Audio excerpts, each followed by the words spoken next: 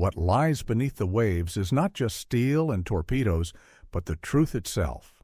Have you ever wondered how much of what we see in submarine films is real and how much is cinematic smoke? These stories of courage and claustrophobia were pulled from history but reshaped by Hollywood imagination. Today, we dive deep into 12 true-story submarine films to uncover what's accurate and what's not. Number 12. K-19. The Widowmaker, 2002, hailed as a gritty Cold War epic and condemned by Russian veterans alike. K-19. The Widowmaker tried to balance patriotism and panic.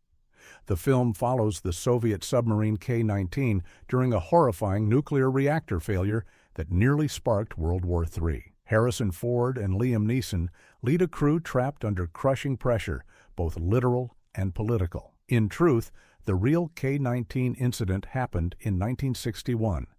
Its captain Valentin Zateyev made the impossible choice to send his men into the reactor compartment to manually cool the system, knowing it would kill them. The movie keeps much of that tragic accuracy, but exaggerates the mutiny subplot and personal clashes between Ford and Neeson's characters, which never occurred. During production, the movie faced its own meltdown.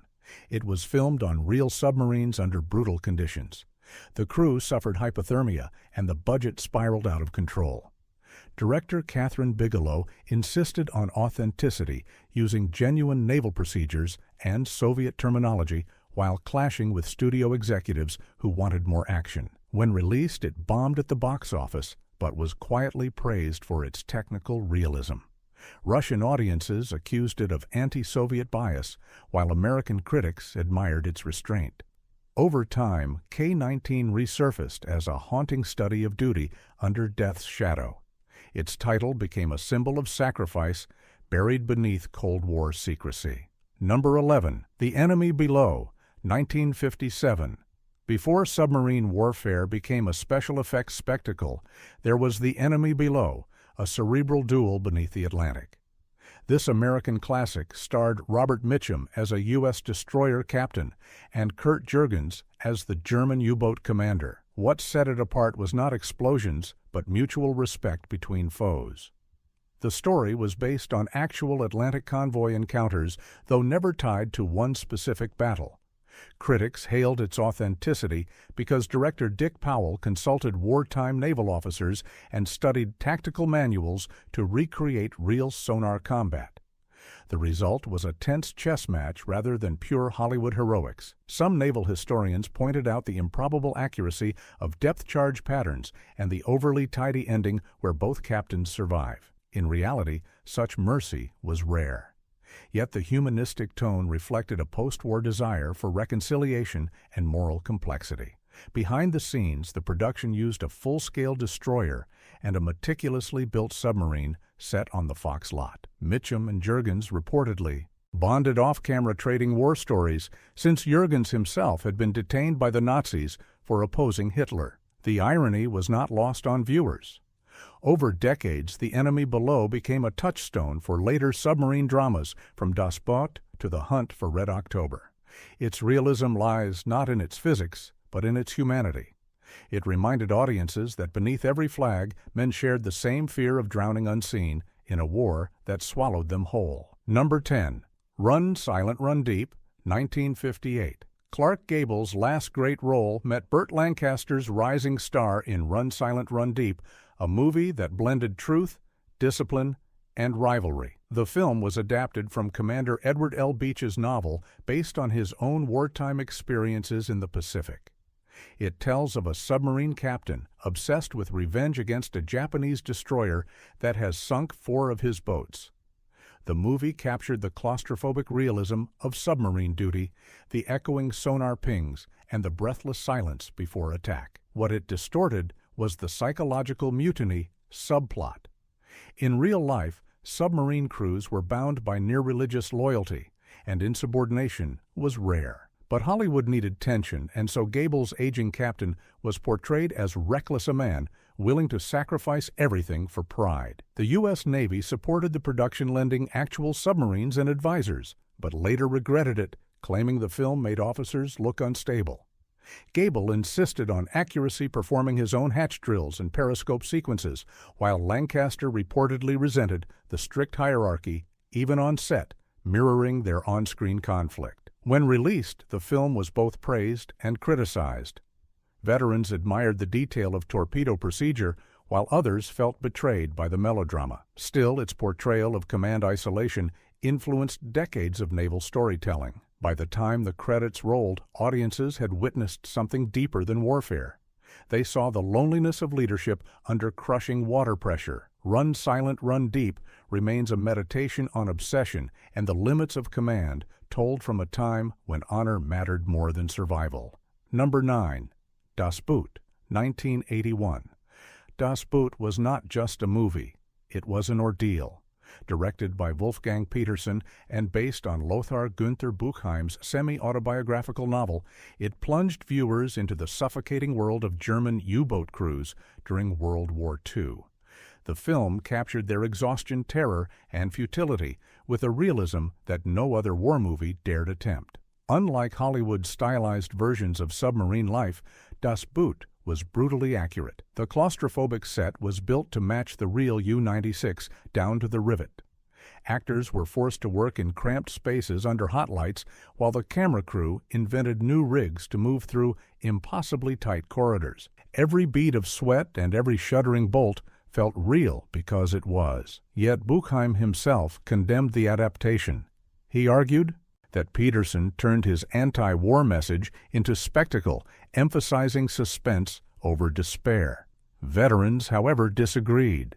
Many said it was the first time the public saw their suffering without propaganda. The German Navy praised the film's authenticity, even using it for training. When released internationally, Das Boot stunned critics. The 6-hour version aired as a television series, but the theatrical cut became a global hit. It shattered stereotypes of the German enemy, portraying them as men trapped by duty and fear. Decades later, it remains one of the most technically authentic submarine films ever made. Its tension was so raw that real submariners reportedly had flashbacks watching it.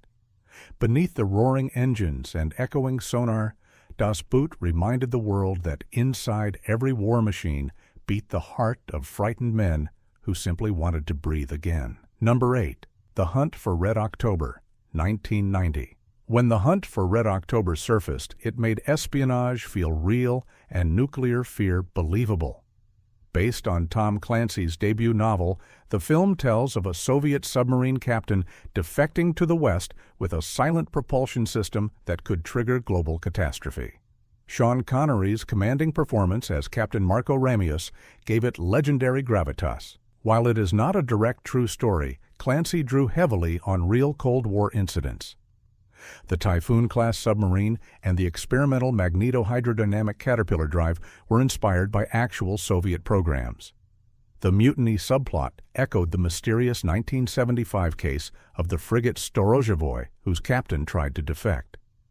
For accuracy, director John McTiernan consulted U.S. Navy advisors and filmed inside real submarines. However, the movie exaggerates political clarity. In truth, such a defection would have caused chaos across multiple nations and triggered potential military standoffs. The tension between technology and ideology was simplified for cinematic pacing. Behind the scenes, Connery initially hated his Scottish accent for a Soviet role, but test audiences loved it. Alec Baldwin's quiet portrayal of Jack Ryan added balance, though the actor later left the franchise due to contract disputes. The U.S. Navy cooperated extensively, lending submarines for filming and even using the movie as a recruitment tool. Critics praised its authenticity, while Soviet officers dismissed it as Western propaganda.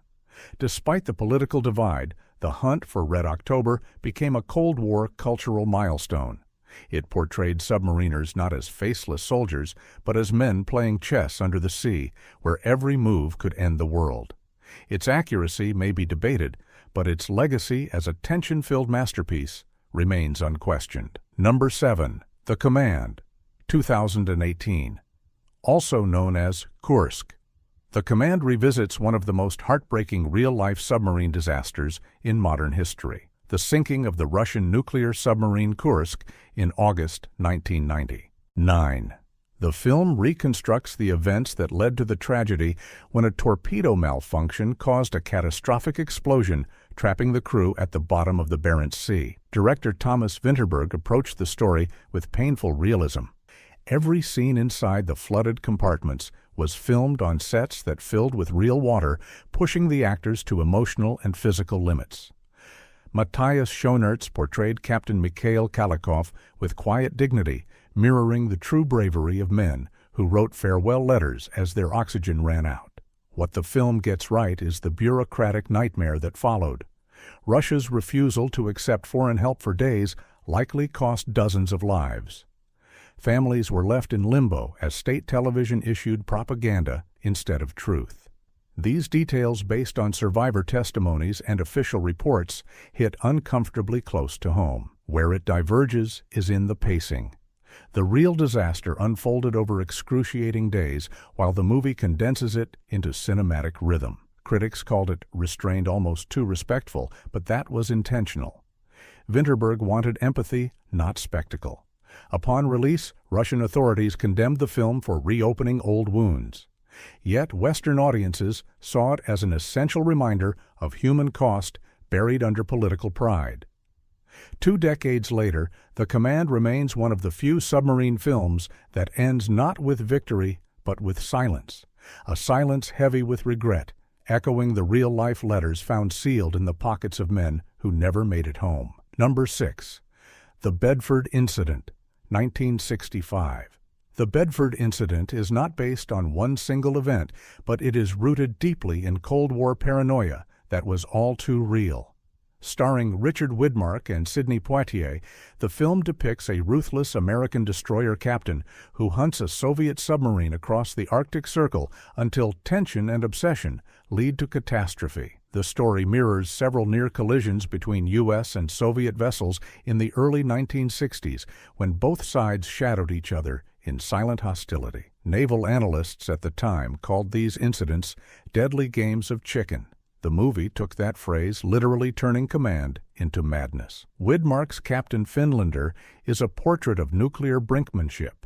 His decision to provoke the enemy submarine leads to mutual destruction in the film's shocking finale. This ending, though, fictional, echoed the real 1962 Cuban Missile Crisis, when one Soviet sub nearly launched a nuclear torpedo, believing war had already begun. Director James B. Harris insisted on total authenticity. Real U.S. Navy equipment was used, and the dialogue was drawn from naval procedures. However, the Pentagon withdrew support once it realized the script condemned military arrogance. Harris refused to soften the message, filming independently in Britain instead. Audiences were stunned. Critics called it a psychological torpedo aimed at Cold War complacency. Poitier's journalist character added moral conscience, questioning the insanity of leaders playing God with missiles. Over time, the Bedford Incident became a cult classic among naval officers who viewed it as both warning and prophecy. Its accuracy was less about tactics and more about truth, the truth that one ego-driven order could sink the world. The ocean in this film is not just water. It is the reflection of human pride waiting to explode. Number 5. The Silent Enemy, 1958. Long before James Bond, there was Lieutenant Lionel Crabb, the real-life British naval diver whose mysterious death remains one of Britain's strangest Cold War secrets. The Silent Enemy dramatizes Crabb's heroic wartime career when he battled Italian frogmen who attacked Allied ships in Gibraltar during World War II. The film, starring Lawrence Harvey, portrays Crabb as calm, precise, and quietly fearless. His mission was to disarm underwater mines attached to British vessels, a job with almost zero survival odds. These scenes were shot with dangerous realism. Divers worked in freezing tanks using authentic period equipment that often malfunctioned during takes. Historically, the movie is faithful to Crabb's wartime exploits. He did lead a unit that neutralized dozens of Italian explosives and helped pioneer modern underwater warfare. What it omits is his later downfall. In 1956, Crabb disappeared while spying on a visiting Soviet cruiser in Portsmouth Harbor. The British government denied everything. His body was later found decapitated. When the film premiered 2 years later, authorities grew nervous. Although production wrapped before Crabbe's disappearance, his resurfacing in headlines made The Silent Enemy seem prophetic. Viewers whispered that it was censored to avoid embarrassing the Admiralty. The producers insisted otherwise, but the timing was too eerie to ignore. Technically, it is one of the most accurate depictions of underwater combat ever filmed. British Navy advisors ensured every movement matched real procedure. Critics called it a tribute to bravery beneath the waves. Today, it stands as both a war thriller and an elegy to a man swallowed by state secrecy. The Silent Enemy reminds us that even heroes can vanish in the dark when truth becomes too dangerous to surface. Number 4. Phantom, 2013. Phantom may seem like a work of fiction, yet it was inspired by the terrifying 1968 disappearance of the Soviet submarine K-129. The movie reimagines that incident with Ed Harris as a weary captain commanding a vessel carrying a secret nuclear device capable of igniting World War III. While the names and details are altered, the parallels are unmistakable. In reality, K-129 vanished mysteriously in the Pacific Ocean, and the U.S. Navy's Covert Recovery Mission Code, named Project Azorian, remains classified to this day. In Phantom, that mystery becomes a battle for control between officers and rogue KGB agents attempting to start an untraceable nuclear war. The film's tone is tense and suffocating. It captures the psychological isolation of command and the claustrophobic dread of being hunted in total silence. Although some critics dismissed it as fictionalized melodrama, naval historians noted its eerie accuracy in portraying communication breakdowns and Cold War mistrust aboard submarines. During production, the filmmakers built a full-scale replica of a Soviet boat rather than using sets. Ed Harris and David Duchovny underwent intense technical training to handle controls correctly during filming. The pressure was real. The set was so cramped that actors fainted during takes. When released, it divided audiences.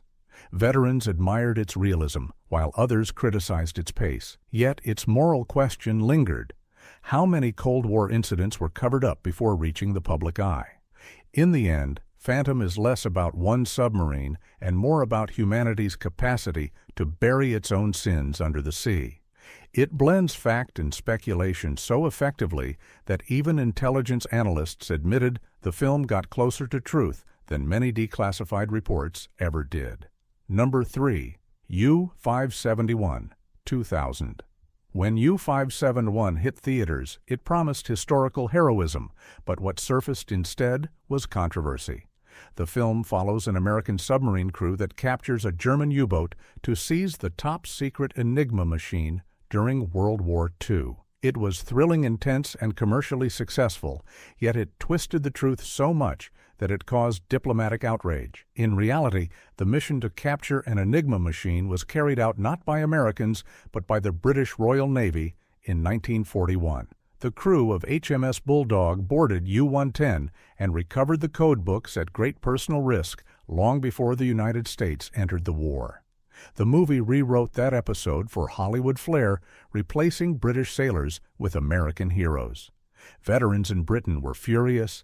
Even Prime Minister Tony Blair criticized the film for rewriting history. Director Jonathan Mostow defended his decision, saying it was a work of fiction inspired by real events. Still, the anger did not subside. Many naval historians argued that it disrespected those who died in the actual mission. Behind the camera, authenticity was mixed with invention. The filmmakers constructed a full-scale replica submarine and shot many sequences underwater using practical effects rather than CGI. The set's claustrophobic atmosphere gave the actors genuine panic. Matthew McConaughey and Harvey Keitel delivered intense performances, but critics were split between admiring the tension and condemning the script's revisionism. Despite its historical inaccuracy, U-571 did help reignite interest in submarine warfare films. It introduced a new generation to the mechanical terror of underwater combat, even if its version of truth was heavily fictionalized. Today, it stands as a cinematic paradox. technically brilliant yet morally flawed.